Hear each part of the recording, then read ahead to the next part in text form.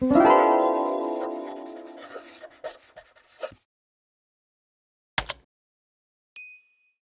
I recently ran into kind of a confusing thing in Blender where my renders weren't updating as I moved my camera around the viewport. So I did all the correct things. I have my toggle the camera view on, so it's white, so it's on. So when it's unselected, it looks like that. When it is selected, it looks like that.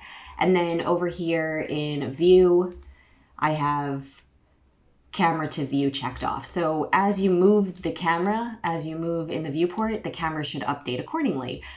So right now, if I render out the back of this character, render image, I'm still getting the side, and that's not what I wanted. I want to get what I'm looking at in the screen. And I also noticed I don't have that little render box that you usually see when all of this stuff is toggled on. So that felt wrong as well. So as you can see, still not updating. So I figured it out, and it's a pretty simple answer.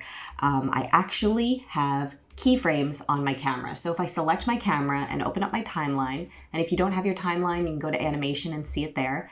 Make sure you have your camera selected, and you'll see there are some yellow dots. Those are keyframes, and you'll also see on your location, rotation, whatever you have keyframes on, they'll be highlighted in green or yellow, and that means that you have keyframes. So all you have to do is just box select all of those keyframes and delete them.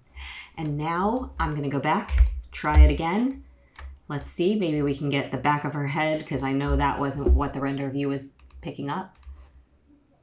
And it works. It works this time. So all we had to do was get rid of those keyframes because they were locking our camera position. And now we can render however we like. So I hope that this helped you guys. I have a whole playlist in Blender, and I just really appreciate you watching.